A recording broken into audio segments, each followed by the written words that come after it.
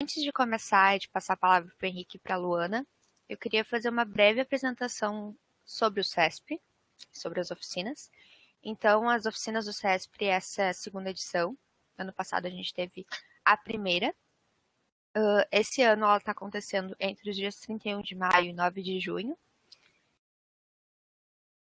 E o CESP é o Núcleo de Estudo e Pesquisa em Cultura Política, Estado e Relações Internacionais, vinculado à Faculdade de Ciências Econômicas da URGS e à Graduação de Relações Internacionais. O propósito do CESP, então, seria preencher lacunas no ensino, complementar a formação dos estudantes que compõem o grupo, também contribuir para a pesquisa e desenvolvimento dos estudantes, os integrantes do grupo, e principalmente trabalhar dentro da iniciação científica e nos trabalhos de conclusão de curso.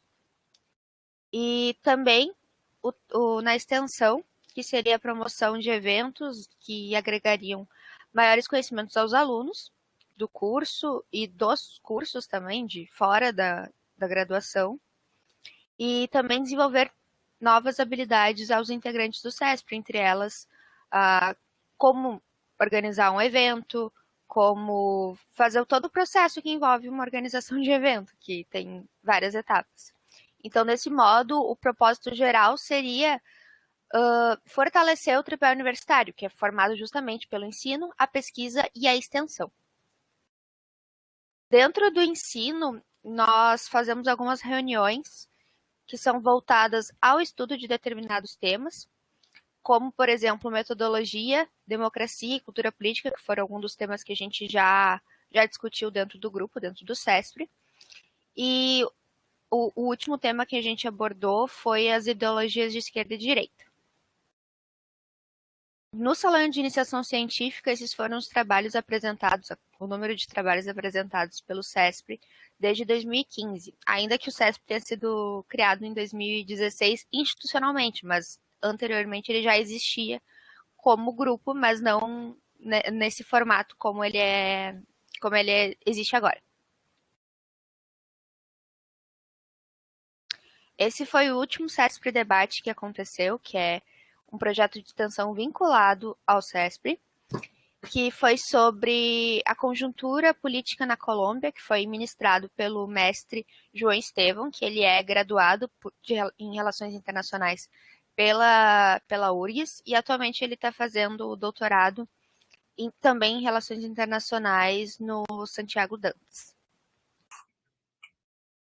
O CESP, então, ele funciona baseado em 4 pontos, que seria o trabalho em equipe, onde a gente faz cooperação e o trabalho em equipe de forma que guia o nosso trabalho dentro do CESP. O que também faz parte dessa composição horizontal, ou seja, a horizontalidade ela faz parte desde o início do CESP, em que estudantes de graduação e pós-graduação trabalham em conjunto, não há uma hierarquia, no sentido de que os graduandos é que trabalham para os pós-graduandos, não funciona dessa forma. Inclusive, a criação do CESP foi uma forma da Sônia inverter essa lógica, em que geralmente os graduandos ajudam os pós-graduandos, e nessa ideia era o contrário, trazer os pós-graduandos para ajudar os graduandos nesse processo, e como moeda de troca, seria uma forma dos pós-graduandos aprenderem o processo de orientação, o processo de ensino, através do grupo. As nossas reuniões semanais elas são alternadas em reuniões operacionais, justamente para organizar os eventos e organizar as nossas outras tarefas, e as reuniões de estudo. E também temos atividades culturais, que seria um momento mais descontraído e de interação, fora desse processo de ensino e pesquisa, que seriam, por exemplo, o CESP Cultural, que é voltado para debates de livros, álbuns, e o CineCesp, que é voltado à discussão de filmes ou documentários. Então, essa é a programação da nossa oficina. Lembrando que já aconteceram as oficinas de divulgação científica, noções de estatística e software de análise estatística. Agora vai acontecer as de fontes de pesquisa científica com o Henrique e com a Luana. E temos também as oficinas de gerenciadores bibliográficos na segunda-feira, que vai acontecer. E na quarta-feira a gente vai ter as oficinas de escrita acadêmica, escrita científica em inglês e escrita científica de forma geral. Então, lembrando, gente, as oficinas elas estão abertas ainda para quem não se inscreveu nas próximas. Elas funcionam, as inscrições elas podem ser feitas ainda até mais ou menos 1 hora antes do horário que deve acontecer as oficinas, justamente para a gente ter esse tempo para poder enviar para vocês o link e tudo mais. Muito obrigada. Aqui estão as nossas redes e nosso contato para quem quiser, quem precisar entrar em contato com a gente, tá? Agora eu quero brevemente apresentar os nossos palestrantes de hoje, nossos ministrantes de hoje. Então, o primeiro seria o professor Henrique Carlos de Castro, que é doutor em Ciência Política pela URGS. Ele atualmente é professor do programa de pós-graduação em Ciência Política e também do Departamento de Economia e Relações Internacionais da URGS. E é professor convidado na Universidade Técnica Privada de Loja, que é no Equador. Ele é o Principal Investigator e diretor nacional do WVS no Brasil, que é o World Value Survey. É membro do World Value Survey Association e do grupo de trabalho Values Training. E ele também coordena os grupos de pesquisa vinculados ao CNPq, WVS Brasil, Pirandello Lab e o CESP. Os trabalhos, basicamente, as pesquisas são voltadas a metodologias de pesquisa, cultura política, políticas públicas, inteligência artificial e relações internacionais. E temos a Luana Isabelle Beal, que é mestre em ciência política, especialista em gestão de segurança e defesa cibernéticas pelo Segov e bacharel em relações internacionais pela URGS. Atualmente ela é doutoranda em ciência política pelo programa de pós-graduação em ciência política da URGS. E ela é pesquisadora associada ao CESPRI, WVS Brasil, no PESAL, GT de Comportamento e Instituições Políticas do Segov e do ISAP. Seus interesses de pesquisa, então, são Forças Armadas, Estratégia de Defesa da Alemanha, Política Alemã, Sociologia Militar e Cultura Política. Então é isso, eu agradeço vocês já de antemão pela disponibilidade e passo a palavra para vocês. Antes de passar a palavra, desculpa. Lembrando, gente, que as perguntas podem ser feitas a qualquer momento. Se vocês tiverem alguma dúvida, podem enviar tanto pelo chat quanto abrir o microfone e falar, tá bom? Agora sim, passo a palavra aos ministrantes. Obrigada. Bom, fica tu, não fico eu com o poder da apresentação, né? Então, Sim. me coloque, por favor, como... Já te coloquei, Henrique. Pode subir a apresentação. Posso. Agora só tenho que saber como. Vamos lá. Carregar uma apresentação. Eu vou... Enquanto isso, Luana, tu pode ir dizendo o que a gente vai fazer hoje, né? Acha? Isso. O tema da oficina é de fontes de pesquisa científica. Então, como a cadeira de metodologia é bem recente no curso, isso também é uma forma de falar um pouquinho mais desse assunto, que em uma cadeira a gente passa mais rápido. E tanto do começo, o que seria uma fonte de pesquisa, para que se usa também, vantagens, desvantagens e alguns exemplos também de onde a gente pode conseguir fontes acadêmicas. Então tá, só que como nada dá certo comigo, perdi a apresentação. Que legal. Quer que eu coloque por aqui? Não, porque eu fiz uma mudancinha ali. Naquela nossa. Nada de pânico, gente. Deixa que só eu fico com pânico.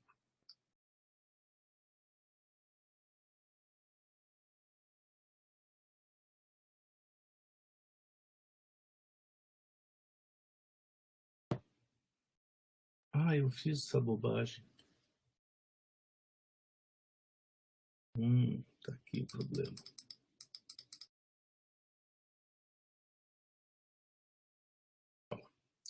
Já resolvi o problema. Sem emoção não tem graça.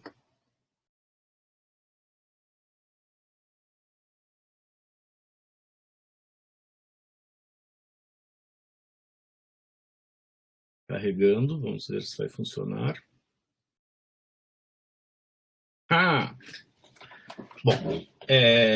Bom, pessoal, então, antes de tudo, bom dia, é ótimo estar aqui. Esses temas que são chatos, né? Mas eles são necessários. E existe uma coisa que é muito contraproducente, a gente achar que algumas coisas não precisam ser aprendidas, né? Que a gente tem que mais ou menos naturalizar. Não é assim, tudo se aprende. Eu costumo comentar com o pessoal, com os estudantes, que uma coisa que nós não temos a tradição no Brasil de fazermos é de treinar a apresentação. Como fazer uma apresentação? A gente assume que isso parte do princípio que isso é natural, que as pessoas sabem fazer. E num dos grupos nossos aí de WhatsApp, alguém estava falando sobre os nativos digitais, né? Alguém colocou uma matéria que não entendem informática, eles não conseguem entender informática, embora façam tudo, né? E daí eu comentei ali que os nativos analógicos, como eu, não nasceram aprendendo a buscar livro numa biblioteca. A gente teve que aprender, né? Então, os nativos digitais têm que aprender também a fazer algumas coisas. E fontes é uma dessas coisas, e a Luana e eu vamos tentar mostrar para vocês como isso pode ser feito, tá? Bom, então, vai ter algumas partes conceituais, umas partes mais práticas, e eu quero reforçar o que a Marielle disse, que, por favor, não só para dúvidas, perguntas, mas algum comentário, sintam-se à vontade. Isso enriquece muito a apresentação. Não sintam-se como se fosse uma palestra, é um bate-papo. Por isso, oficina. Bom, essa frase é uma das frases que eu mais uso em metodologia. Toda ciência seria supérflua se houvesse coincidência imediata entre a aparência e a essência das coisas. Ou seja, nós temos que saber, né, diferenciar isso. E a essência é o que nós queremos saber na maior parte das vezes. Claro que a aparência das coisas também é importante, mas é essa essência, o que de fato as coisas são, que nos interessa. E uma das coisas que nós temos que deixar claro desde o início é que não existe neutralidade no mundo.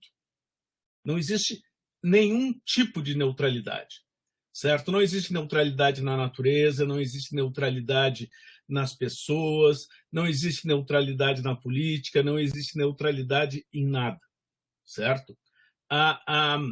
Algumas filosofias falam em equilíbrio, mas equilíbrio não é neutralidade. E neutralidade não é algo em si negativo, certo? Porque todas as pessoas, todos os grupos, todos nós temos os nossos interesses, e isso torna a realidade muito mais dinâmica e divertida para analisarmos. Quem já fez análise de conjuntura internacional comigo, ou em outros lugares, conhece essas duas expressões latinas, cui bono e cui prodest, que significam mais ou menos quem ganha, né? E quais são os interesses. Isso é parte de qualquer análise política. Nós temos que saber os interesses em jogo. E, mais uma vez, isso não é ruim haver interesse, é bom. Deixa eu ficar com essa luz na testa, que legal. Daí minha cabeça fica mais brilhante. Então, e se nós levarmos isso em consideração, nós temos que saber que todas as fontes que nós vamos utilizar, todas, sem exceção, possuem interesses subjacentes. Então, a primeira coisa que fica claro, não existe fonte neutra.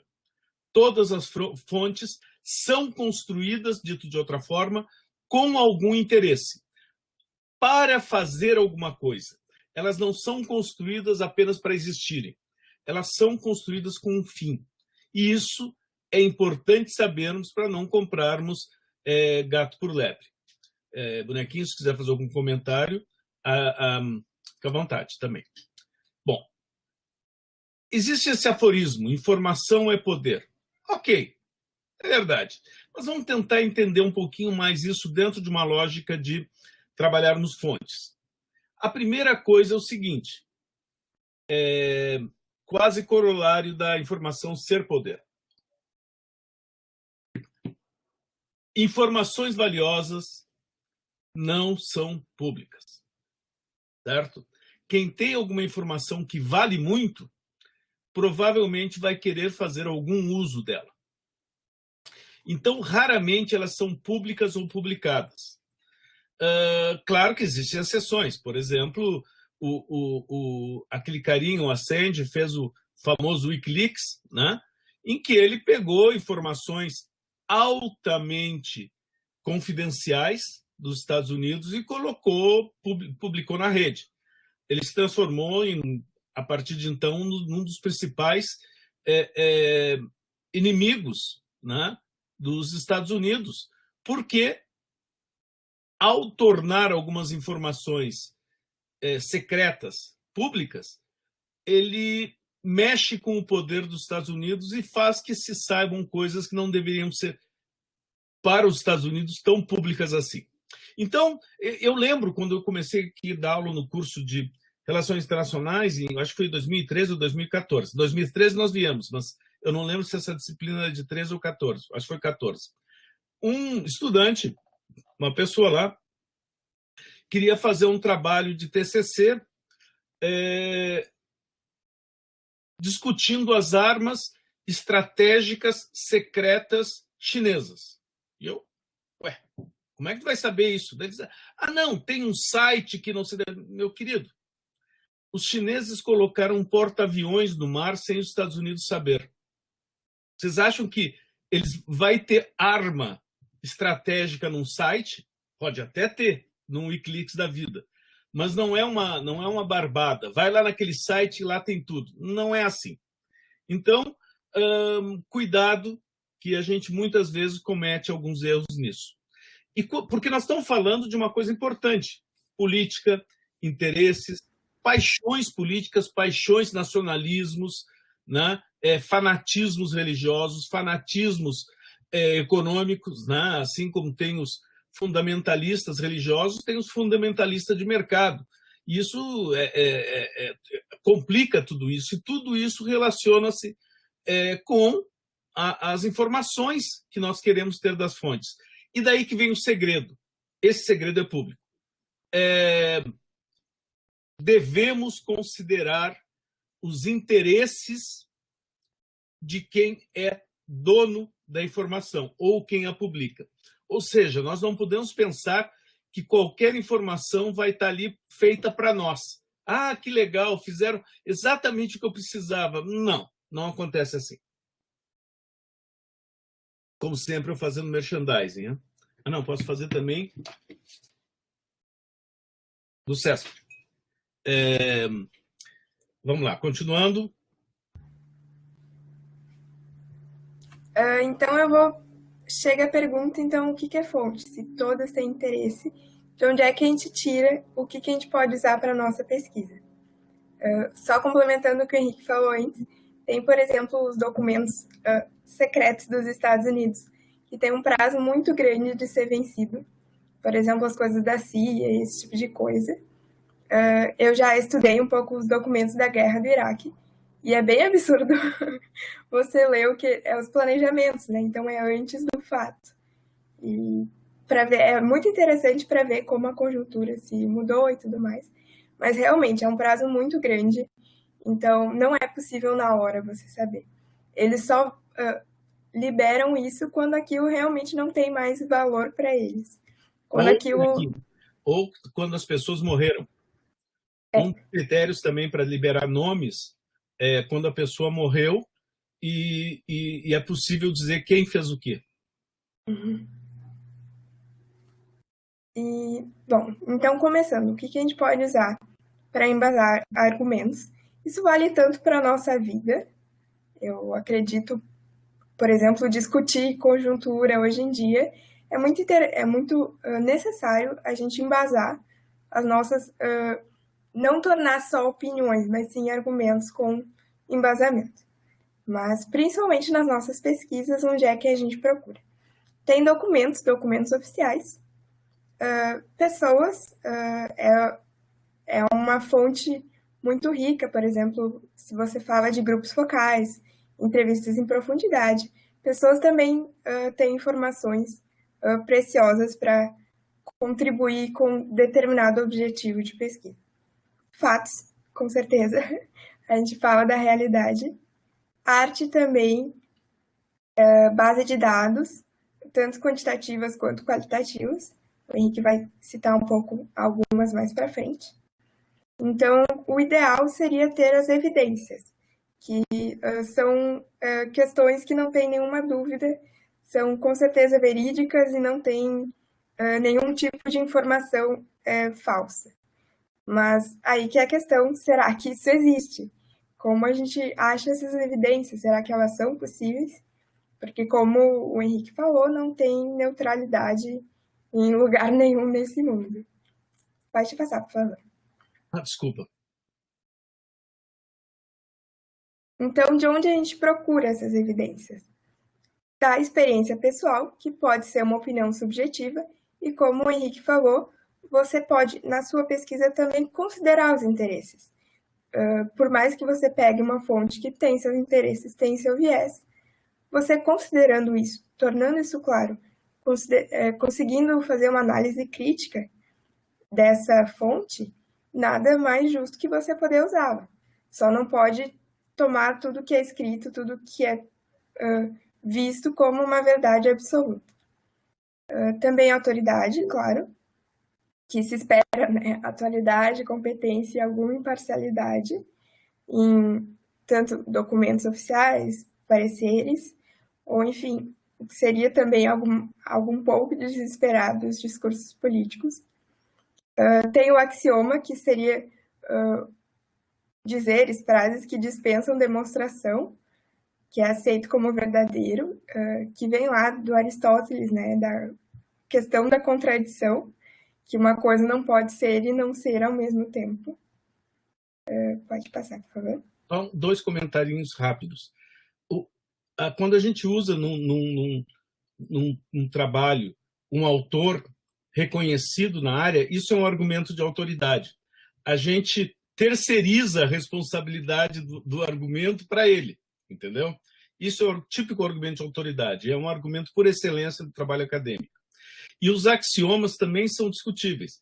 Esse axioma mesmo que a Luana falou, né, que uma coisa não pode ser e não ser ao mesmo tempo, teve ai meu Deus, qual é o país dele? Austríaco, né, que criou um experimento mental do gato, né, aquele famoso gato daquele nome que eu não sei dizer. Schrödinger, alguma coisa assim. O problema é que falar em alemão o nome dele, né? Termina soletrar eu consigo, mas vamos lá. Porque ele fala que o gato pode estar vivo e morto ao mesmo tempo. Tu queria falar alguma coisa, Thales? O nome é Bernhard Schrödinger. Mas isso aí é nós falando em português. Em alemão não é essa pronúncia. Mas deixa ele aí, né? E então mesmo esse axioma já foi superado, né, por outros, e assim continua a vida. Então, tipo de evidências, fato é passível de ser provado empiricamente.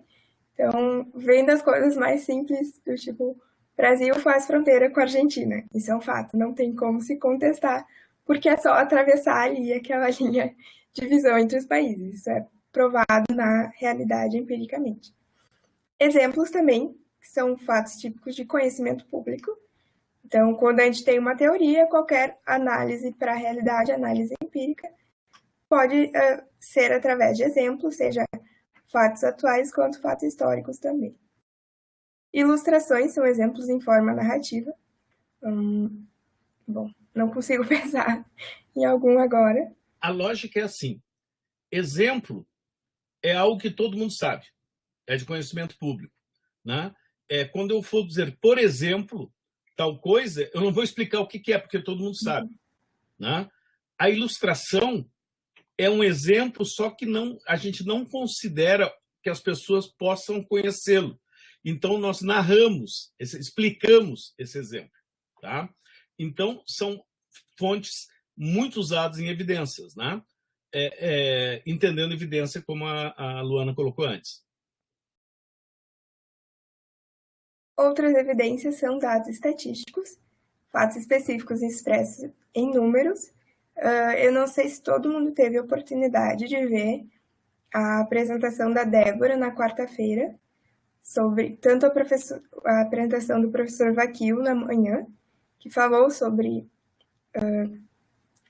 fontes sobre estatística numa perspectiva geral, e a Débora apresentou de tarde um software para utilizar para analisar esses dados estatísticos.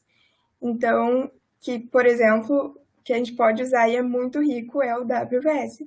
A base de dados tem perguntas sobre valores sociais, valores políticos, religião, enfim, é uma infinidade de perguntas. E o Henrique vai citar outros exemplos mais para frente. E testemunhos, que são fatos apresentados por terceiros. Acho que o exemplo mais óbvio é o testemunho jurídico. Alguém que presenciou a cena de um crime é um testemunho que é baseado em evidências. A pessoa realmente viu aquilo. Ou não, né? Temos os interesses por trás de um depoimento não válido, né? O testemunho, essa palavra é muito utilizada em determinadas religiões, né? Especialmente religiões pentecostais, que as pessoas vão lá mostrar o seu testemunho de fé. Ou seja, ela fala de milagres, de outras coisas. Então, a pessoa fala que viu. Então, o testemunho é algo importante, mas como toda evidência, né, tem que ser colocado com muito cuidado, com muita parcimônia. Essa é uma palavra sempre bem utilizada, tem que ser utilizada, né, Luana? Continuamos? Uhum. Bom, se nós temos fontes, né, que vêm de vários locais, vêm de várias origens, tem testemunhos, etc., autoridade, existem basicamente dois tipos de fontes por sua natureza. Eu colocaria uma terceira, essa terceira é meio minha, tá? Que são o seguinte, né? Mas não foi eu que inventei, eu só explico depois. Primária. O que é uma fonte primária? É uma fonte que nós construímos para a nossa pesquisa. Então, eu quero saber a opinião do chanceler do Japão sobre um assunto, e eu vou ao Japão, aprendo japonês, peço uma entrevista e 40 anos depois consigo entrevistar o cara, mas é uma fonte primária. Para minha pesquisa, eu precisava do testemunho desse ministro. É o famoso trabalho de campo. É o famoso trabalho de campo. Nós vamos lá e nós mesmos construímos as informações. Como o Vaquil falou, né, como era nos tempos áureos, no nosso tempo, a gente construía bases de dados à mão, né? E depois colocava no computador. Ele nem deu os detalhes sórdidos, que nem havia ainda microcomputador. A gente trabalhava com cartões perfurados. Bom, isso é outra história. Mas uma fonte primária é uma fonte que eu construí para minha pesquisa, certo? E ela só é primária na minha pesquisa para aquele fim que eu construí aqueles dados. Uma fonte secundária é uma fonte construída em outro contexto. É algo publicado, né?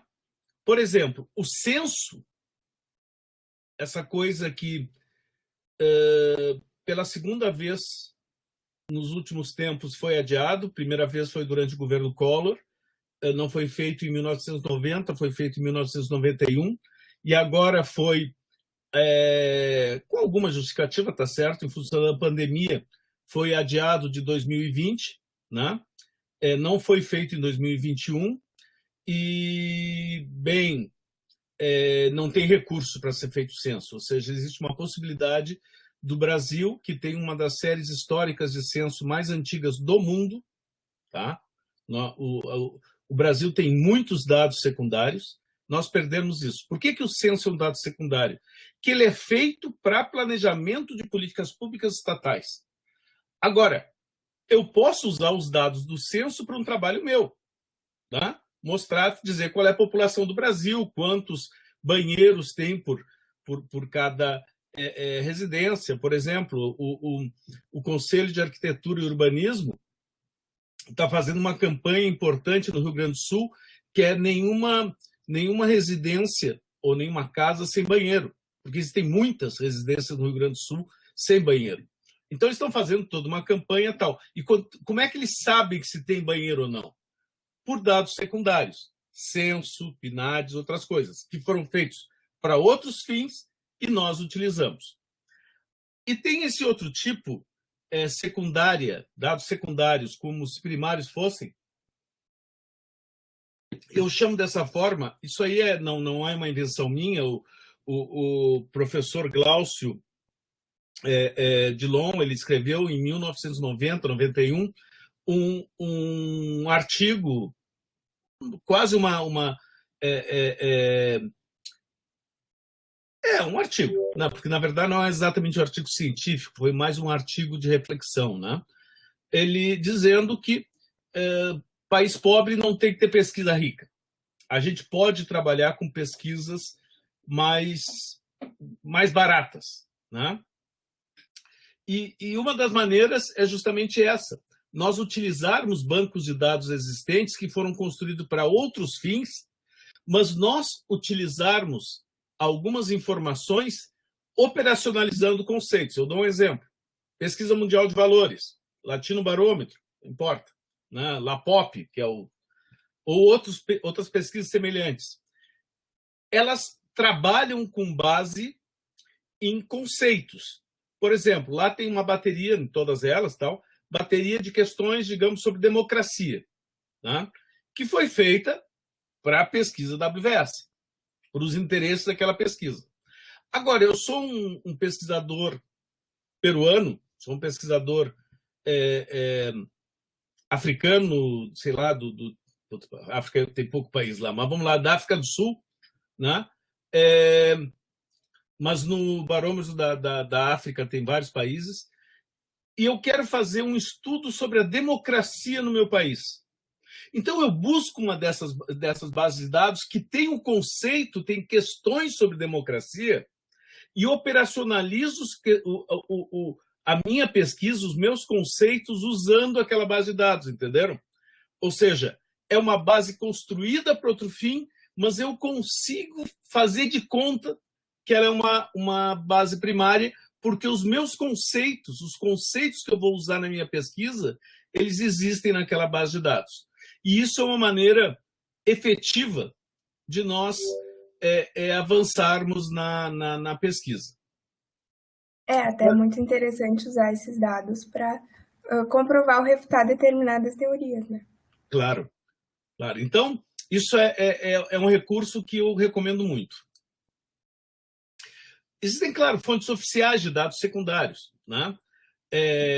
IBGE, os ministérios têm base de dados, estou falando dentro do país, né? IPEA, Banco Central, Banco Brasil, organismos internacionais e por aí vai. Existe uma infinidade de órgãos oficiais. Por que o oficial é importante? Porque, mesmo que haja interesses nesses dados, né, espera-se que esses dados não sejam distorcidos propositadamente, entenderam? Vai haver interesses, vai haver problemas, das bases de dados sempre há, mas espera-se que não haja uma distorção deliberada, né? Embora muitas vezes haja de verdade. Mas então a gente tem, olha, e principalmente o Brasil, gente, nós temos muitas bases de dados. O Brasil é um país que produz, agora nessa conjuntura a coisa está um pouco mais difícil, mas sempre produzimos muitos dados, sempre. Então, é muito difícil nós precisarmos de alguma informação sobre o país que não exista, de alguma maneira. Claro, não é um dado primário, não é o dado da minha pesquisa, mas a maior parte das informações nós temos como conseguir. Mas como nós estamos falando aqui para um curso de Relações Internacionais, bom, daí a coisa fica ainda maior. Se vocês forem, eu não coloquei aí as URL, o endereço eletrônico desses sites, né? Mas todos eles são disponíveis. E a minha dica é procurar na Universidade da Michigan State, MSU, eles têm uma bela base de bases. Eles têm lá uma página que o que vocês podem imaginar e não imaginar na área de relações internacionais, algumas das bases existentes no mundo, né? E, bom, mas aí alguns exemplos. CIA Facts. Alguém confia nesse dado? Só se for da CIA, né? Daí eu vou confiar, porque os dados verdadeiros, importantes, eles não divulgam. Esses eles não vão divulgar, né? Eles não vão falar exatamente o que eles sabem. Eles tornam públicos alguns dados públicos, certo? Mas um organismo como a CIA, né, uma agência de inteligência, não vai deixar públicos os dados que eles têm sobre inteligência. Então, bom, talvez não seja a fonte mais confiável do mundo. Querem usar? Usem, mas saibam disso. Os dados do WVS, né? Estão lá, tem um monte de coisas. Querem, pergunta em 100 países, saber a opinião sobre algumas organizações internacionais. Qual a organização internacional que as pessoas mais conhecem e por aí vai. Está lá, é só procurar. Os barômetros, né, de opinião pública, Latino Barômetro, Afro Barômetro, Barômetro da Ásia, né? Então, são grupos que fazem isso. Qual é a diferença do WVS para os barômetros? Os barômetros são privados. E o WVS é fruto de uma associação de pesquisadores no mundo. Então, não é uma empresa. Bom, aí eu coloquei outros, né?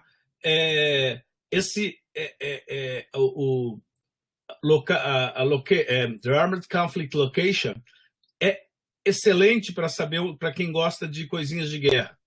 Vocês vão encontrar tudo lá, né? E claro que tem vieses. Quando eu tenho uma base de dados falando de global terrorism, é óbvio que no próprio título já tem um viés, né? Ou seja, o que é terrorismo? Para quem é o conceito de quem construiu a base de dados. Então, saibam que é isso que vocês vão encontrar. Não tentem achar outra coisa.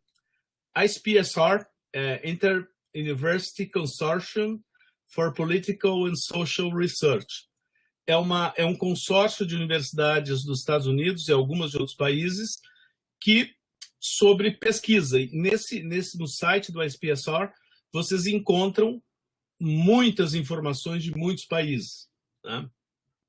Transparência Internacional, a base de dados das Nações Unidas, né? Wikipedia. Bom, se eu falei que os CIA Facts são problemáticos, mas tem uma coisa que a gente sabe, sempre o interesse estratégico dos Estados Unidos vai estar por trás desses dados. No Wikipedia, a coisa é mais complicada, porque a gente não sabe quais são os interesses que estão por trás, porque qualquer pessoa pode editar, certo? Então, querem usar... Obrigado, Débora. A Débora colocou ali a base da Michigan State. Querem usar o Wikipedia, entendam que o ônus é muito grande.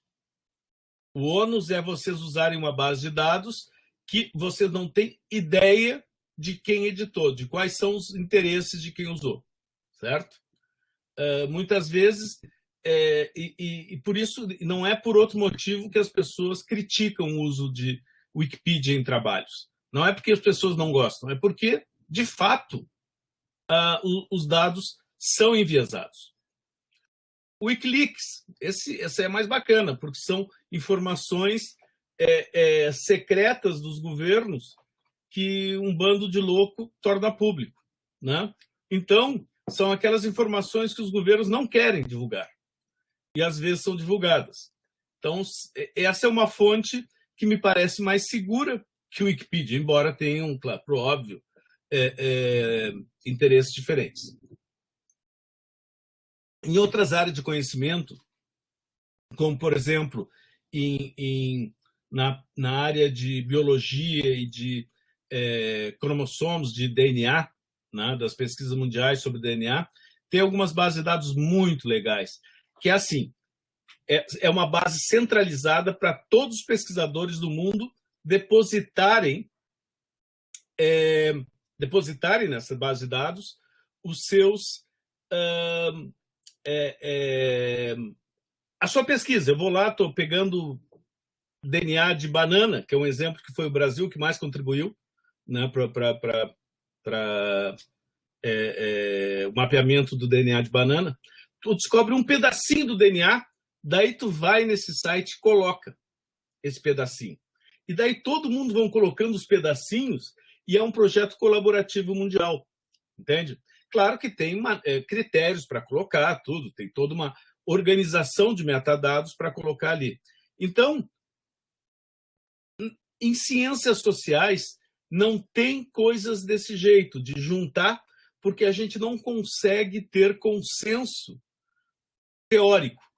Então, as nossas bases de dados, como essa da Universidade de Michigan, elas juntam outras bases de dados, mas não são bases de dados que cada um coloca um pedaço. São bases de dados inteiras, entenderam?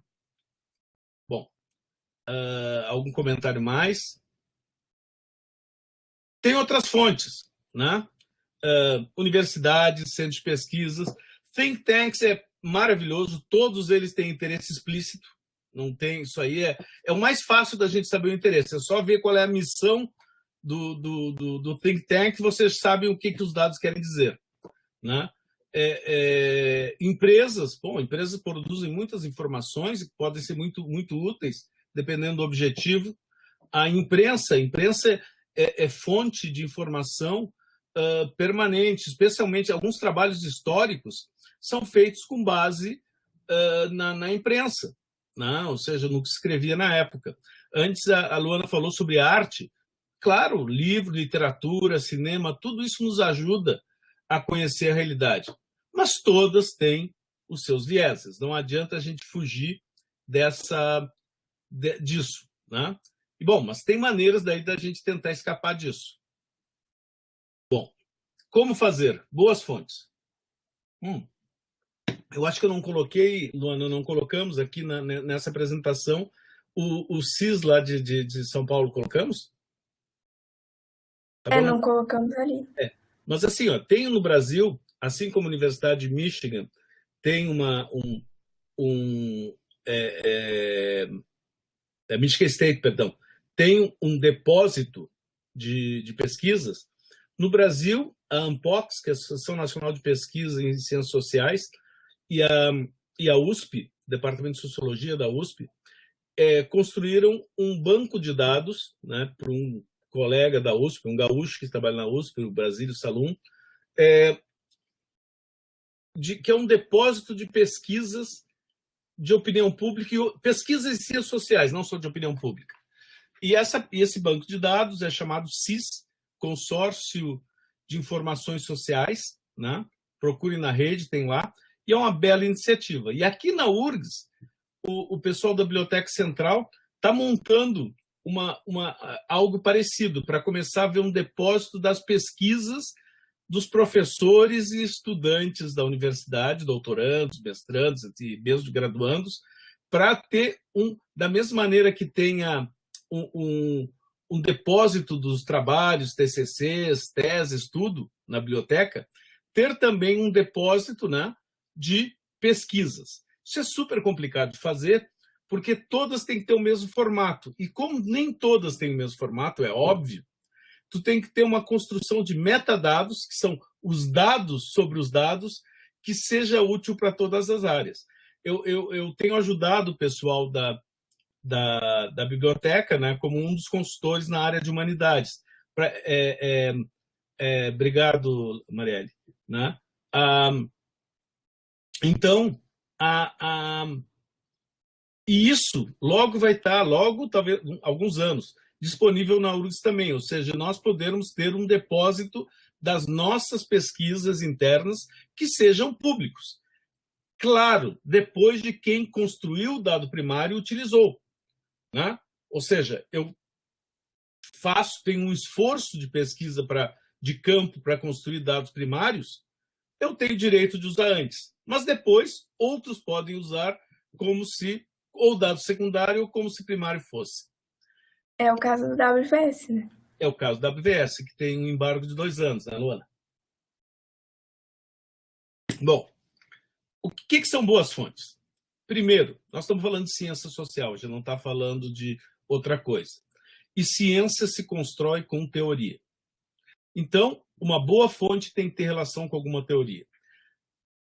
Mesmo que a pessoa que construiu aquela fonte, por exemplo, um informante, né, um testemunho, não saiba a teoria, eu, como pesquisador, para fazer as perguntas, utilizo teoria. Então, se eu vejo uma fonte secundária, eu tenho que procurar qual a teoria subjacente que está por trás dessa base de dados. E isso me dá segurança, né? Ou não. Fontes públicas ou oficiais são diferentes coisas, né? Mas se vocês encontraram uma base de dados secreta, desconfiem. Desconfiem porque é muito raro encontrar alguma coisa secreta que não seja colocada ali de propósito, né? E em espionagem, né, isso foi muito feito, muito usado e ainda é usado até hoje. Construírem pistas falsas para enganar o adversário. Então, os caras acham que descobriram o ovo de Colombo e, na verdade, é tudo falso. Tá? Então, cuidado com coisas secretas. Bom,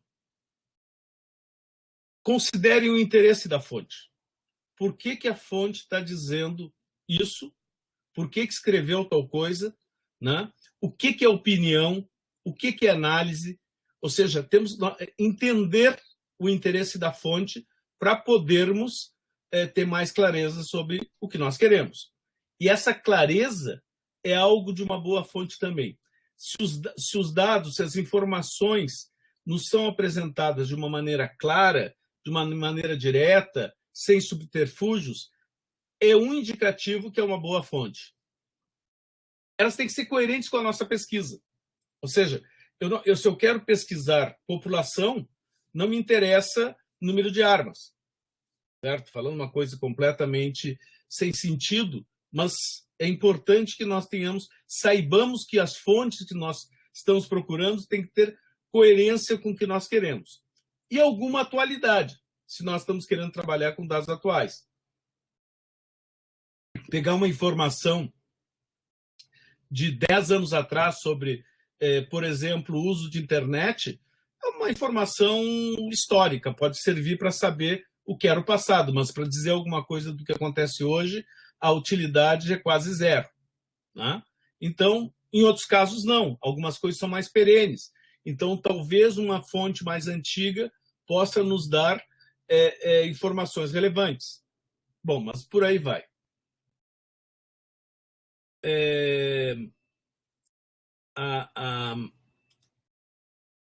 E como fazer para ter boas fontes, continuando? Elas têm que ser consistentes. Ou seja, tu começa a olhar os dados, seja um texto, seja dados estatísticos, o que for.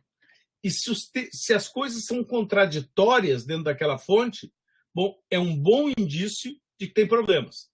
Né? Então, talvez não seja uma fonte confiável. É melhor olhar com um pouco mais de cautela.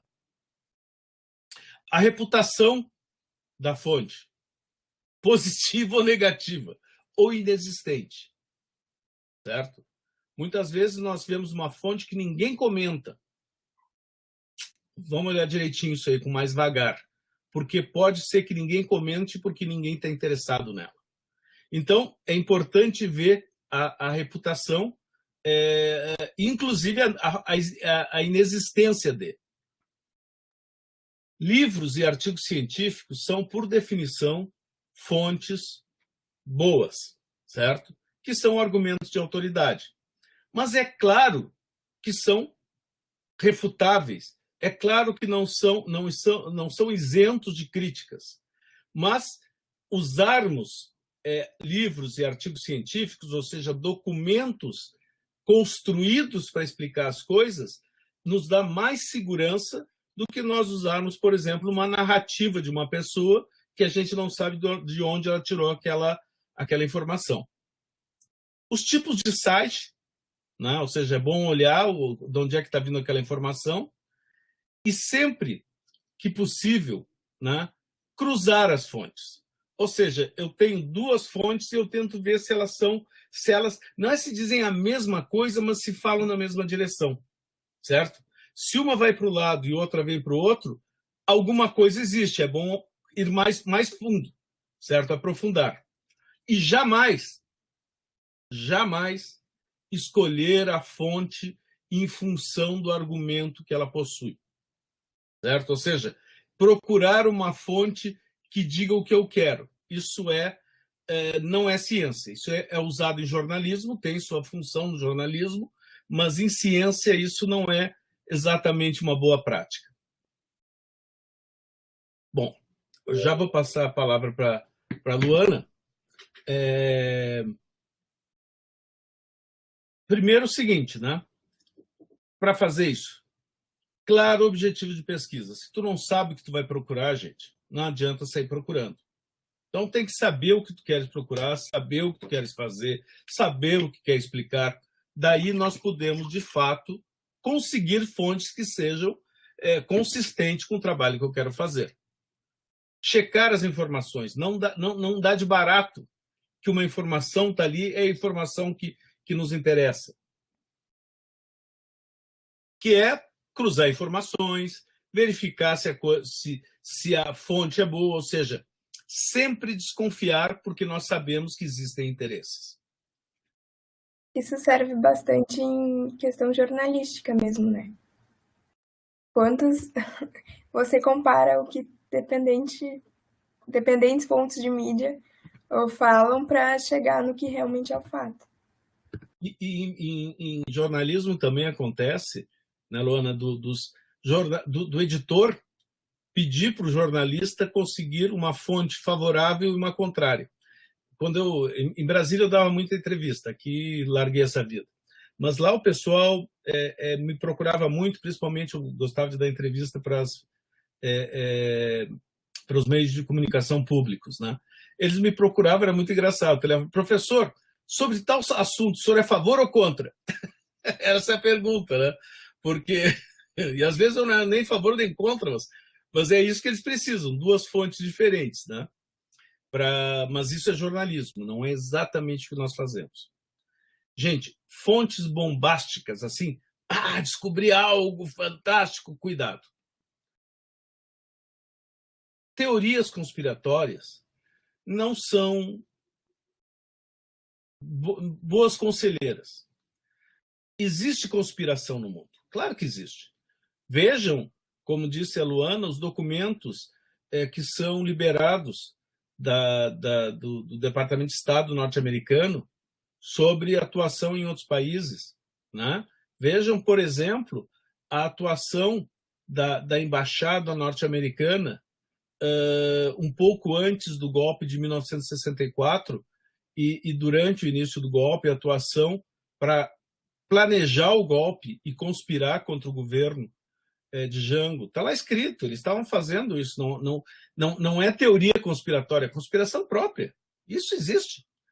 Sobre o Chile, a queda do Allende foi construída, né, de maneira cirúrgica. A famosa greve dos caminhoneiros, né, para desabastecer o país foi organizada dentro da embaixada norte-americana. Isso tudo está documentado por eles. Não é um chileno que não é um comunista raivoso, não. Os próprios governantes dos Estados Unidos que disseram que eles queriam fazer. E fizeram. Então, existe conspiração. Agora, não existe boas teorias a respeito. Se vocês encontrarem informações bombásticas, cuidado, vão um pouquinho mais fundo, né? E aí aquela coisa, como eu comentei antes, fontes oficiais são melhores. Usar o Departamento de Estado é melhor do que um site que uma pessoa escreve o que está pensando, né? Então usem lá o Departamento de Estado, é o suficiente. Vocês vão ver lá, tem tudo. Ciência é um processo colaborativo. Como toda ação humana, ela não é individual, ela é social. Mesmo aquele trabalho que eu estou escrevendo por uma disciplina, né, que eu fico fim de semana encerrado em casa, lendo artigos e escrevendo, não é individual. Porque quando tu está lendo um artigo, quando está lendo um livro, tu está contando com a experiência de outra pessoa. Então, mesmo que tu acredite que está sozinho, não. Tu está acompanhado das tuas fontes, certo?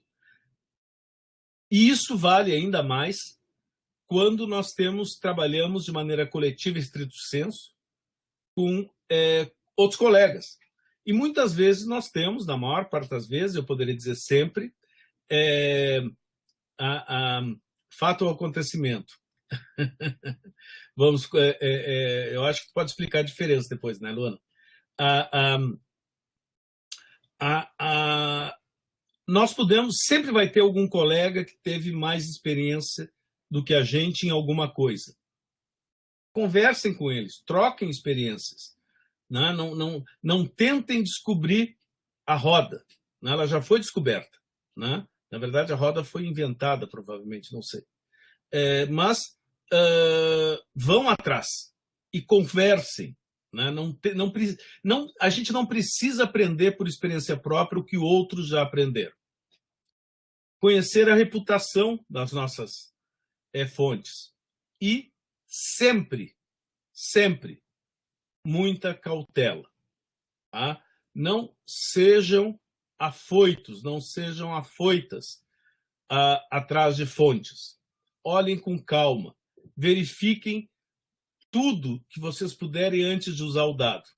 Né?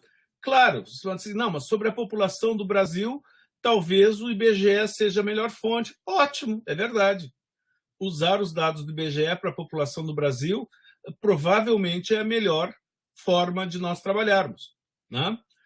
Agora, existem países que não têm censo, não têm dinheiro nem condições de fazer censo. Não sei se o equivalente a IBGE deles seria a melhor fonte. Eu estou dizendo que eu não sei, significa que eu não sei. Tá? Não é que eu estou insinuando algo. Então, nesse caso, nós teríamos que ter alguma cautela, ir atrás para saber qual é a informação. Luana, comentar sobre fato e acontecimento? Isso. A Lely apontou, a Marielle, desculpa, apontou bem direitinho. Porque o que são fatos? São as infinitas coisas que acontecem na realidade. E acontecimento é aquilo que realmente importa. É aquilo que vai para a mídia, é o que a gente realmente precisa saber para a nossa pesquisa, por exemplo. Enfim, fatos tudo que acontece, você pegar uma caneta é um fato, você escrever uma palavra é um fato. Enfim, acontecimento é aquilo que realmente importa, é o que é divulgado no mundo e o que a gente deve debater, discutir. Obrigado, Marielle. Vamos corrigir isso. Bom, continuando. Agora então, a Luana vai fazer uma parte mais prática. Eu não sei o quanto de vocês têm familiaridade com esse tipo de ferramenta que a gente pode buscar artigos científicos. Então, para além da biblioteca, que, claro, é uma fonte rica e mais tradicional de você buscar livros, você também pode procurar artigos científicos, que é uma coisa mais atualizada. Está recorrentemente sendo colocado mais, depositados novas pesquisas. Então, aqui vão algumas dicas de sites que a gente pode usar. Como a Marielle também tinha comentado ali em algum ponto, o Lume é o repositório digital da URGS. Ele engloba desde resumos do Salão de Iniciação Científica até teses publicadas nos programas de pós-graduação. Então, a carinha do Lume é essa. Essas coisas, tipo Lume, é só você colocar no Google, Lume URGS, vai aparecer o site. Então, essa é a carinha do Lume quando você abre.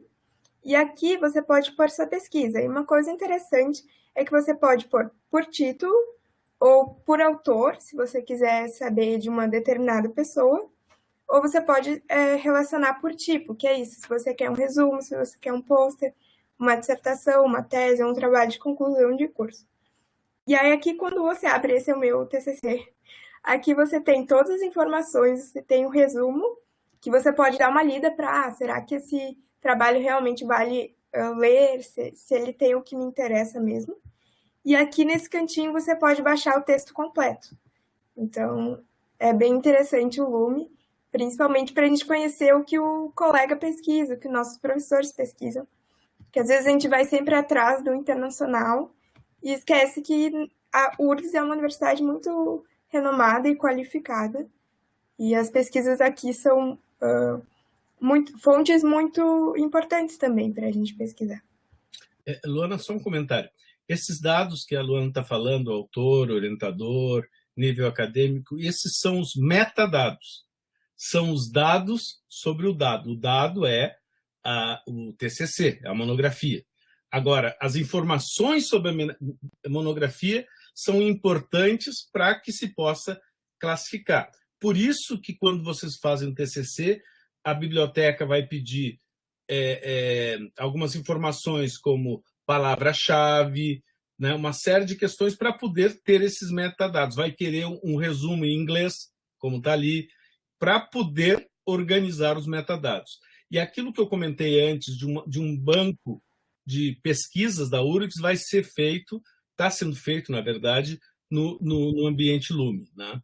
Tá sendo, essa equipe que está fazendo isso. Pode passar, por favor. Temos também na questão brasileira, lembrando que o periódico CAPES, lembrando que aqui não tem revista só em português, também temos revistas em inglês. E o periódico CAPES, a função mais, ele normalmente é fechado, mas aqui pela URGS, a nossa universidade, nos permite acessar todos esses dados, essas fontes. Aqui em cima ali, Henrique, não sei se tu consegue apontar, ali bem em cima tá acesso CAPES. Isso aí, o primeiro, esse exatamente. Você coloca aqui acesso CAPES. E acesso CAPES, desculpa. E é essa plataforma aqui da direita, em que você clica, você coloca aqui que você é da URGS, e ele vai te direcionar para o portal do aluno, lá, teu cartão, tua senha. E tem de inúmeras universidades, se vocês trocarem de universidade por algum motivo, também pode acessar por aí. O Cielo, ali embaixo, é outra fonte, que ali também você pode jogar palavras-chave. Eu coloquei ali como exemplo Political Culture, que é cultura política, é um dos temas que a gente estuda no CESP. E ali à direita é os resultados que aparecem.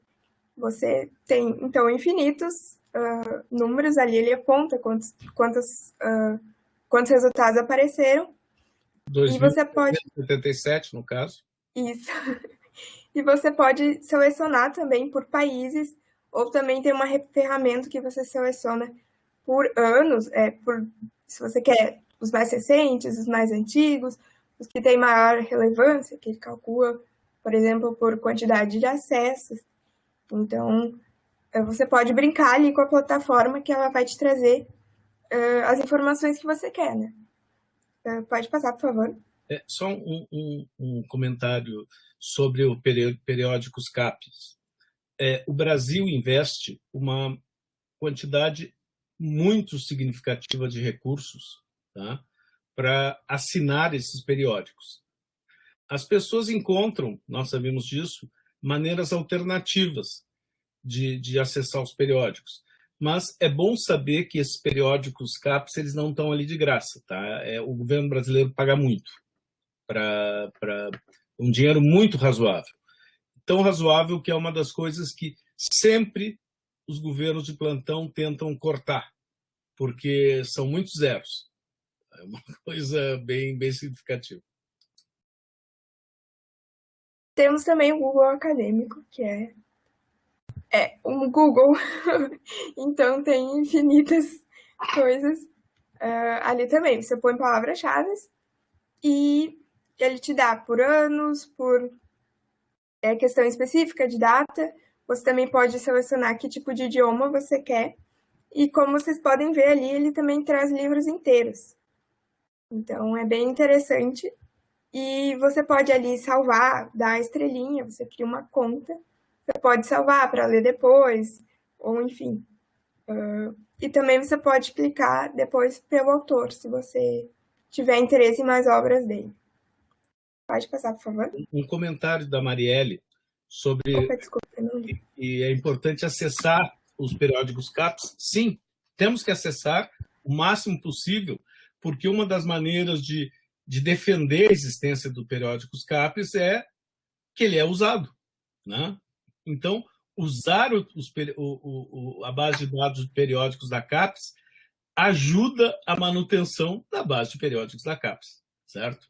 Eu já fui consultor deles para dizer quais revistas da área de ciências sociais deviam ser excluídas. Eu me neguei a fazer isso. Eles me convidaram e disseram, não, me neguei. Não vou excluir nenhuma. Mas aí eles usam alguns argumentos duros. Professor, tem revista que nunca teve nenhum acesso. Aí fica difícil, né? Mas eu me neguei a fazer isso. Aqui a gente tem uma academia. Se vocês puderam antes acompanhar na segunda-feira, a Marielle e a Sofia disseram sobre... a Marielle colocou algumas redes sociais científicas e o Academia é uma delas. Ali tem a minha fotinho, eu tenho uma conta no Academia. E ele também, se você pesquisa por palavras-chave, ali, Political Culture, você tem dados ali do lado, você também pode clicar por autores. E ali na partezinha que diz da minha conta, tem livros ali que eu comecei a ler e não terminei, ele te deixa ali para você terminar depois ou indicar. Ali embaixo, por exemplo, é um autor que eu sigo, você dá tipo um follow, igual uma rede social, e aí ele vai aparecendo os teus seguidores, se eles publicam um novo artigo. E é legal que você pode seguir os seus colegas, então ficar sabendo que seus colegas publicam também. Além de, claro, a função de você colocar seus dados, que é como a Marielle explicou na oficina que ocorreu na segunda. Então, e ali, nos resultados ali de cultura política, você pode também ali organizar por relevância, por data, e também, enfim. E ali embaixo você também pode selecionar que tipo de informação você quer. Se você quer informação de jornal, você quer informação de livro. Então, é bem interessante, você pode colocar bastante filtros diferentes. Pode passar, por favor. E esse é o ResearchGate, que também a Marielle falou que é uma rede social, mas ele coloca tem também uma fonte infinita de artigos. Ali, por exemplo, na direita você pode ver que eu sigo o Engelhardt, e aí ele vai me avisando também se as pessoas colocam novos artigos. E à direita você pode pesquisar qualquer palavra-chave também. E ele mostra por pesquisadores, então, pesquisadores que costumam colocar artigos com esse título, ele aparece para você, você pode clicar no autor e ver outros tipos de publicação que ele também fez. Você pode pôr por projetos, isso é bem interessante, porque os membros, as pessoas que têm uma conta podem cadastrar seus projetos de pesquisa. Então, você pode entrar no projeto e ver os diferentes pesquisadores que tem naquele tema, por publicações, que é o mais comum de você procurar. E aí tem capítulos de livro, tem alguns que têm o texto completo, mas se não, você pode ali colocar para pedir, né, o texto completo. E também tem, por exemplo, empregos, tem esse tipo de coisa. E por instituições, e também uma outra possibilidade é de colocar por centro de pesquisa também. E eu acho que é isso.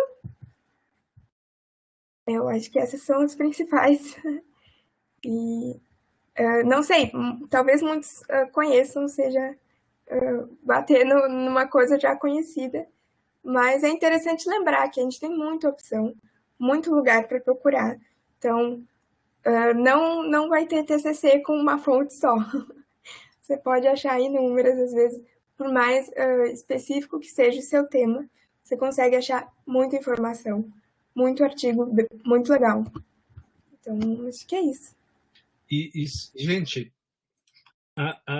são ilimitadas as possibilidades de fontes, tanto fontes formais, organizadas, bases de dados, como outras fontes que podem ser utilizadas com ferramentas sofisticadas. Dados das chamadas novas redes sociais, Twitter, essas coisas todas aí, podem ser utilizadas conforme o interesse da pesquisa, com ferramentas, desde ferramentas estatísticas tradicionais até algoritmos sofisticados de aprendizado de máquina e por aí vai. O que é importante? As fontes não valem nada se a gente não sabe o que quer. Então, se as pessoas pensam em sair correndo atrás, né, de fonte, não. Primeiro, decidam o que vocês querem fazer, depois comecem a procurar. Comentário legal do Thales, né, que mesmo com fontes já conhecidas, é legal rever e aprender funções ainda desconhecidas. É isso, a gente sempre aprende, Thales. Né? Quando fazendo essa apresentação, organizando, a Luana e eu nos demos conta de uma série de coisas, inclusive apresentando, vem novas coisas que eu lembro que poderíamos ter colocado.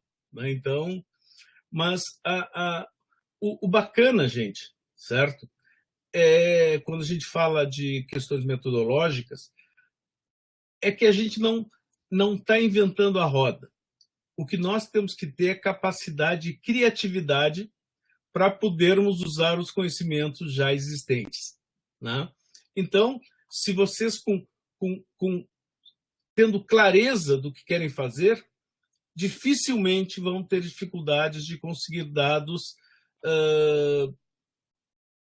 secundários, né, que possam ser úteis para vocês. E na maior parte das vezes, eu digo que até penso que é desnecessário até o mestrado, depois do doutorado é outra história, procurar construir dados primários. Geralmente não é necessário, né? Mas, enfim, isso vai muito da decisão de cada um, Era isso que a Luana e eu queríamos. Então, fala, liga o microfone, Thales. Bem, obrigado pelas apresentações, ou pela apresentação em conjunto. Um ponto que eu queria comentar, que eu acho importante quando eu estou pesquisando coisa, é que algumas dessas referências, desses sites, tipo CAPES e o Lume, por vezes me parecem ter um motor de busca não tão interessante como é o do Google Scholar, ou do Academia, ou do ResearchGate. Porém, tem uma questão desses outros é que muitas vezes eles têm os artigos não disponíveis, porque são de revistas, por exemplo. Então, às vezes eu acabo usando em conjunto, assim. Uso principalmente o Scholar, porque eu acho que por ser da Google, tem um motor de busca excelente, assim. Tu cai em coisas que parece ser exatamente o que tu queria. Só que, tu não tem acesso. Então, às vezes tu vai ver, tem alguma coisa do autor na CAPES ou algo do tipo. E uma pergunta que eu fiquei é quanto utilizar dados secundários e tomando um exemplo, acho que fica mais... Um exemplo não, uma ilustração, acho que fica mais interessante. Se eu estou fazendo um artigo sobre terrorismo, né, escrevendo sobre o aumento dos ataques terroristas, e no meu trabalho, a parte teórica tem uma definição com pontos X, Y e Z, né, de terrorismo. E eu acho uma fonte, que é a única, ou várias fontes, e nessas fontes a definição de terrorismo é X, Y mais 1 e Z. O quão eu posso utilizar ela, o quão eu tenho que esclarecer isso, e quanto isso quebra aí a minha análise, né? Porque, óbvio, por vezes isso pode ser uma diferença mínima, mas por vezes, por exemplo, definir o que é um ataque terrorista, por vezes pode aumentar muito o número de ataques terroristas em um país específico ou de um grupo específico, né? Queria entender aí quais são as dinâmicas para trabalhar com essas coisas, se possível. Quer comentar? Primeiro, obrigado, Thales, que são questões bem significativas. Né? Eu começo, depois tu continua, Luana, pode ser? Assim, ó. Primeiro, sobre isso de trabalhar com diferentes fontes, né, de maneira complementar, isso é fantástico, é isso aí mesmo. Só um comentário sobre o Google, né? A gente fica espantado com a velocidade do Google, são 3 milhões de informações em 2 segundos, né? Umas coisas assim, né? As coisas, os números enormes. Primeiro, pouca gente sabe que o Google, o algoritmo de construção de busca do Google foi feito com dinheiro público. Tá? Não foi um empreendedorismo, não. Dinheiro público. Os caras conseguiram dinheiro do Estado para fazer o algoritmo e, a partir disso, construir uma empresa fantástica. Né? Então, tem investimento pesado ali para poder ter essas ferramentas rápidas. Só um comentário para evitar ilusões, né? Mas sim, são ferramentas fortes. Mas lembrem, todas têm interesse, certo? Se eles colocarem numa ordem determinada de importância, é a ordem que eles acham importante, não que tu acha importante. Então, muitas vezes, é importante dar uma rodadinha nas páginas, porque talvez algumas informações muito relevantes para ti não estejam nas primeiras que eles colocam, porque é a relevância para eles. Tá? Então, só um comentário geral. Sobre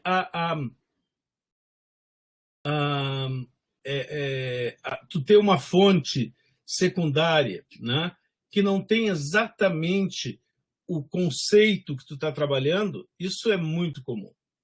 E a tua ilustração está boa, mas eu vou usar uma que é muito utilizada e que as pessoas compram e vendem gato por lebre, que é a Freedom House, que é um indicador de democracia e democracia liberal, ponto.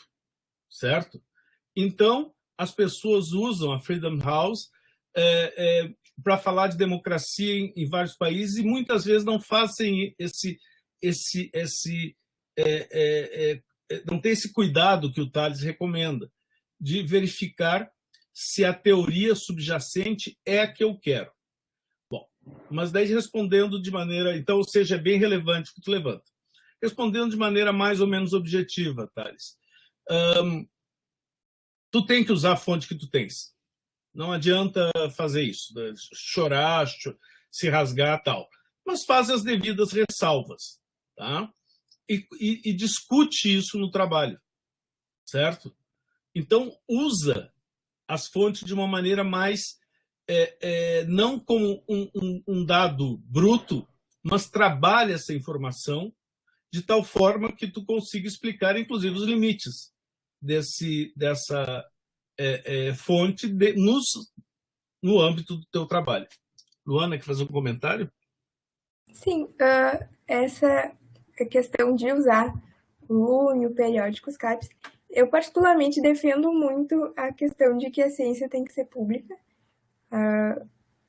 Pesquisar só para eu aprender, para quem está na minha bolha aprender, eu acho que isso não é o objetivo final. Eu acho que conhecimento tem que ser difundido.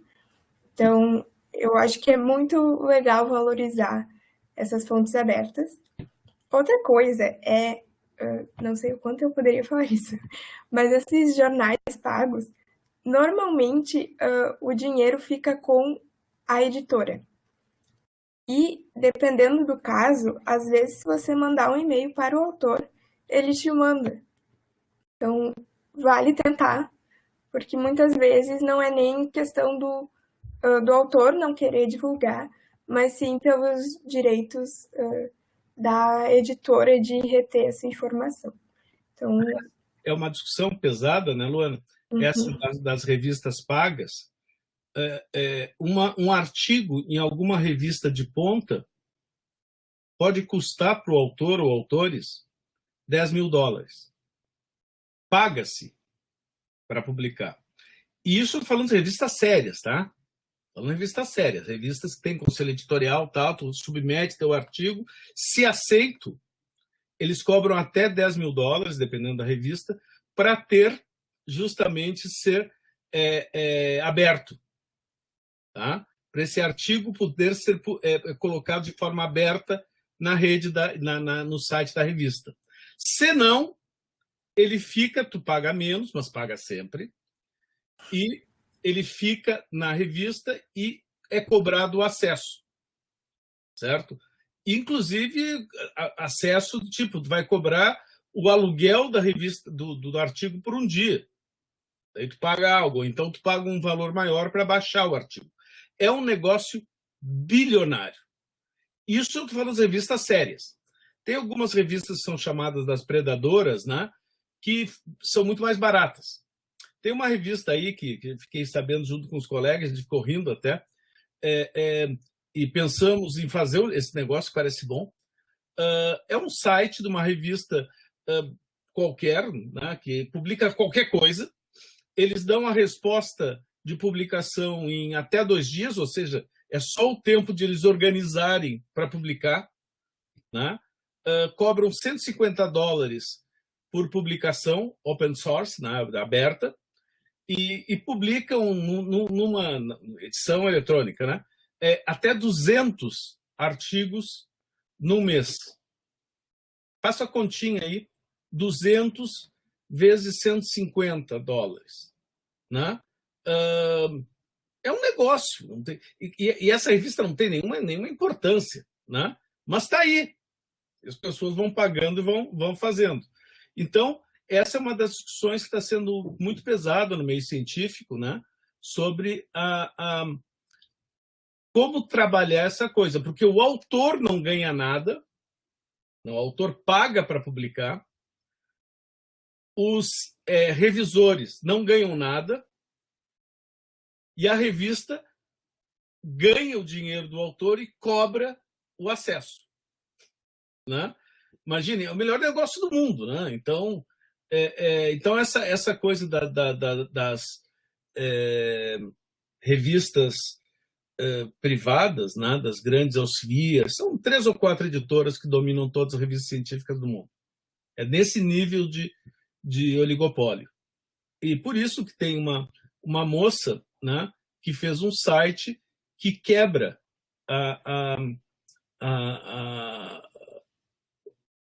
craqueia as revistas e consegue pegar qualquer artigo, né, de qualquer revista acadêmica e coloca de maneira gratuita. Ela não pode ir em alguns países, né? Ela, se for em alguns países, ela é presa. E sobre direitos autorais, eu acho que tem uma historinha minha muito bacaninha, que eu já contei para os meus alunos, tal, mas eu acho que vale a pena contar para vocês aqui. Alguns eu acho que não viram. Na última vez que eu tive nos Estados Unidos, eu estava numa cátedra em Notre Dame, e uma estudante nossa, né, que depois foi para Notre Dame, a Adriana, ela precisava... tinha lá um livro na universidade que interessava para mim, para várias pessoas, mas particularmente para ela, porque tinha toda a relação com o trabalho dela.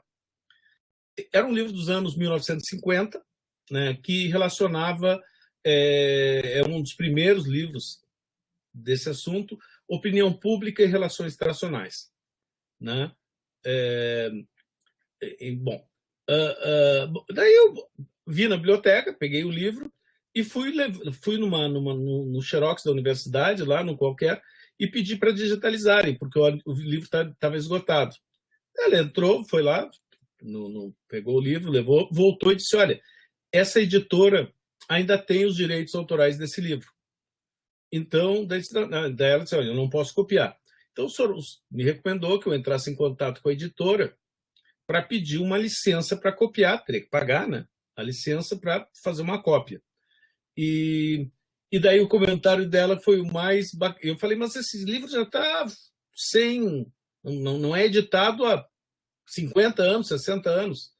E ela disse, não, mas tem direitos autorais e tal. E daí veio o comentário mais maravilhoso que eu ouvi, que eu tinha ouvido nos últimos tempos. Se fosse um livro russo, brasileiro, ou de outros países assim, eu faria a cópia sem problema algum, né? Agora, como é norte-americano, né, eu tenho que respeitar os direitos autorais.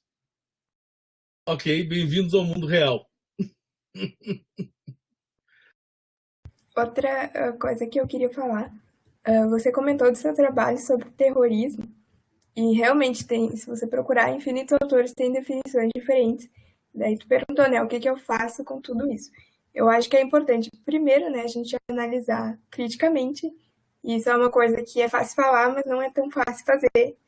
Eu acho que só com treino, conforme você vai lendo. E o que eu acho que é importante é você colocar, você pode expor, conversar entre os autores, justamente. Não é certo você, esse é o que eu concordo, eu vou colocar ele como se nada existisse além disso.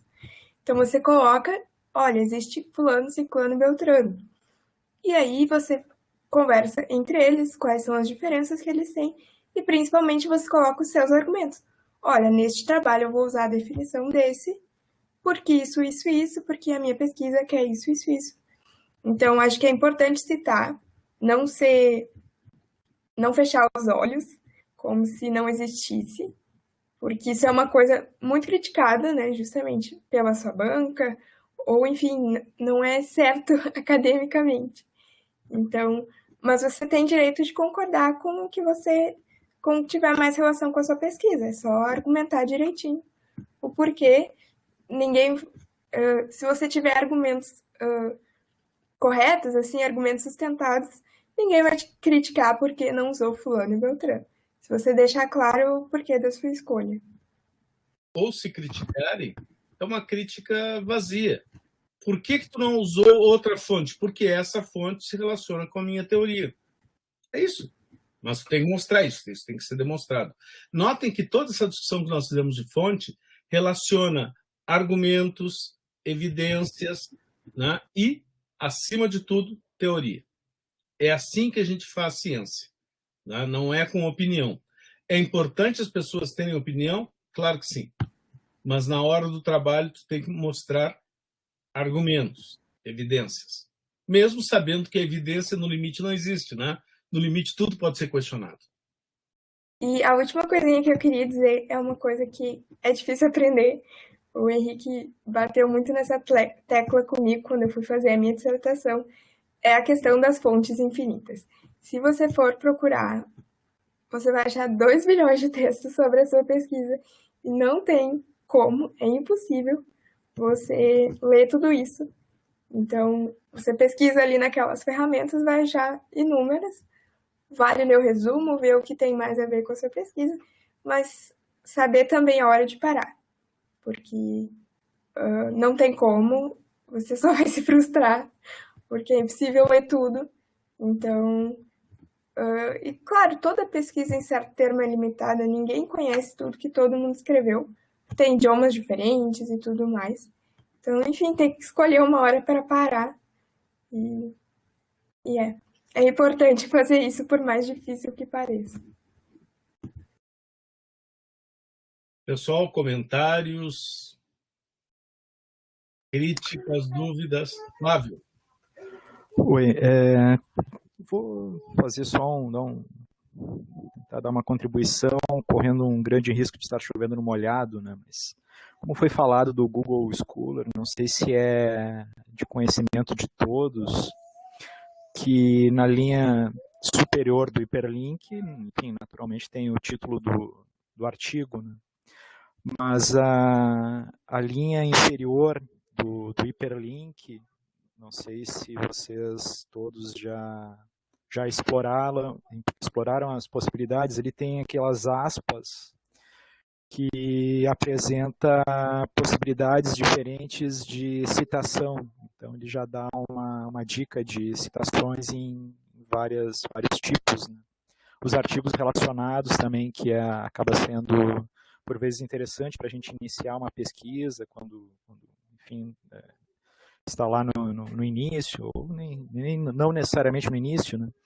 E também citados, para fazer também essa rede, né, de poder ir atrás de outros que já utilizaram e ter a compreensão de outros enfoques, dados aquela pesquisa inicial, né?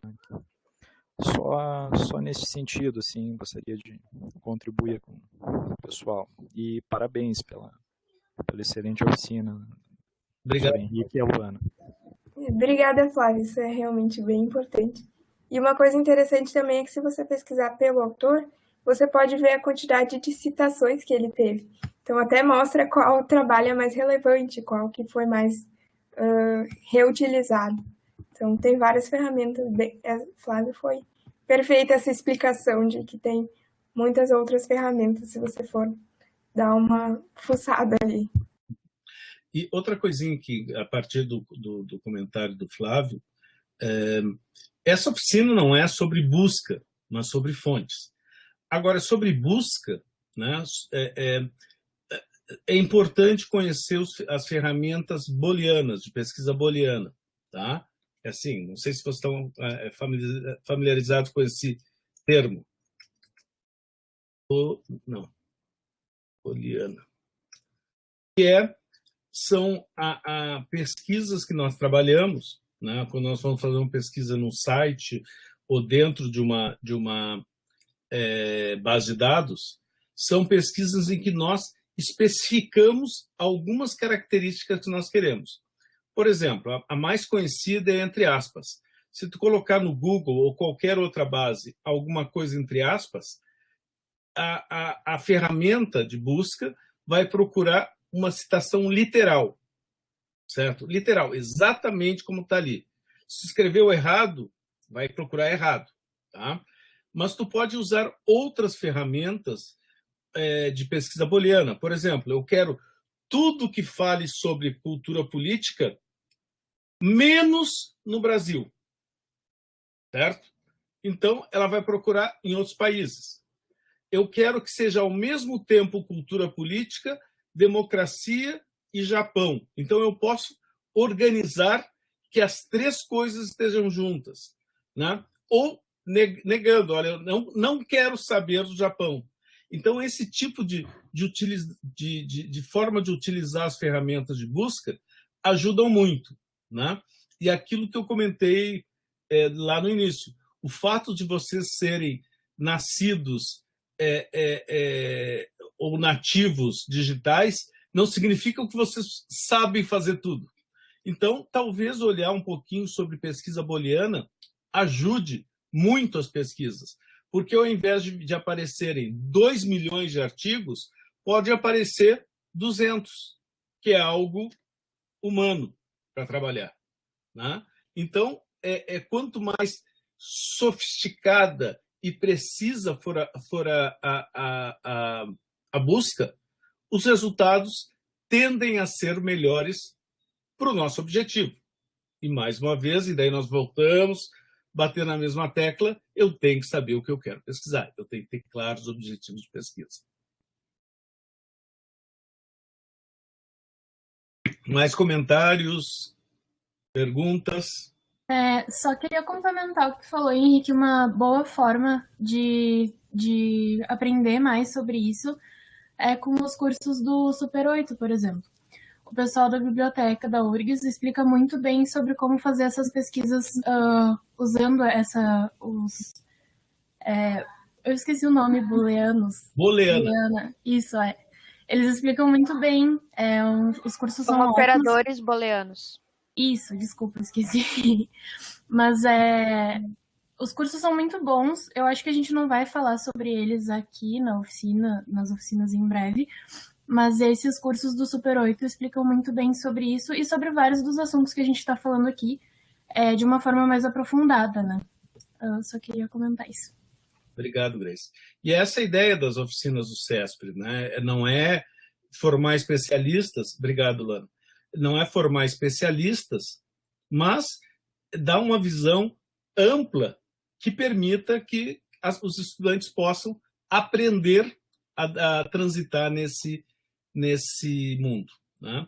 Então, claro que pode ser para algumas pessoas até um pouco superficial, mas, enfim, né? Para outras talvez não. Comentários, críticas, perguntas? Mais um comentário.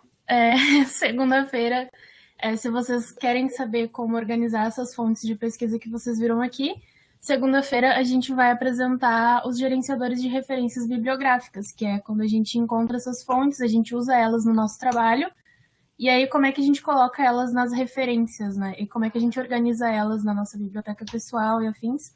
Então, vocês estão convidados para participar na segunda-feira, a oficina sobre gerenciadores de referências bibliográficas, às 10. Só isso. Obrigado. Não percam.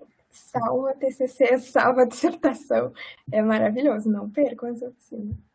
E mais que isso, não só pela utilidade imediata, né, Luana? Se vocês começarem desde o início da carreira acadêmica de vocês, desde o início da carreira profissional, a ter as documentações de vocês bem organizadas, isso é patrimônio para a vida inteira, tá? Vocês vão sempre poder contar com essas informações. Mesmo que apareçam e vão aparecer ferramentas mais sofisticadas, mais avançadas, para fazer o que se faz hoje com as ferramentas que vão ser explicadas na segunda-feira, as evoluções das ferramentas geralmente prevêem a incorporação das anteriores. Ou seja, vocês não perdem as informações se ficarem sempre atualizando. Pessoal, alguma pergunta, comentário? Falem agora ou calem-se para sempre. Até a próxima oficina. Até a próxima oficina. E se vocês tiverem alguma dúvida, também vocês podem entrar em contato com a Luana e com o Henrique. Vocês podem deixar o e-mail de vocês, por favor, no chat. Outra questão, então, relembrando, como a Grace falou agora, vai ter oficina na segunda-feira, às 10 da manhã? Ou é à tarde? Não me lembro. Não, é às 10. É às 10, né? Uhum. Às 10 da manhã, sobre os gerenciadores. E na quarta-feira vão ter as duas últimas oficinas sobre escrita acadêmica e escrita acadêmica em inglês, às 10 e às 14 horas, respectivamente. E as inscrições ainda estão abertas. Aqui o link do formulário, para quem quiser se inscrever e ainda não esteja inscrito. E eu acredito que seja isso. Se ninguém mais tem nenhuma pergunta, comentário a fazer, eu agradeço mais uma vez ao Henrique e a Luana por terem topado, por terem dado essa oficina, que foi muito boa. Acho que todo mundo conseguiu aproveitar muito. E é sempre uma aula escutar sobre fontes, é uma coisa que a gente sempre aprende um pouco mais. Então, eu agradeço muito a vocês. Se vocês tiverem mais alguma coisa para comentar. Só agradecer a participação e é isso que a Marielle comentou. A gente sempre aprende, né? Sempre tem coisas novas. Montando isso aqui, a Luana e eu descobrimos algumas coisas que nós até conversamos, acabamos não colocando, né, Luana? Então, é isso. Muito obrigado, né, a todos vocês. Obrigada. Então, quer falar alguma coisa? Obrigada, e fica os e-mails, caso queira. Não, isso, eu só queria agradecer mesmo, foi muito legal fazer essa apresentação e eu acho que as oficinas do CESP como um todo estão sendo muito proveitosas. Então, eu queria agradecer mesmo por toda essa organização. Certo, agora a gente vai encerrar então a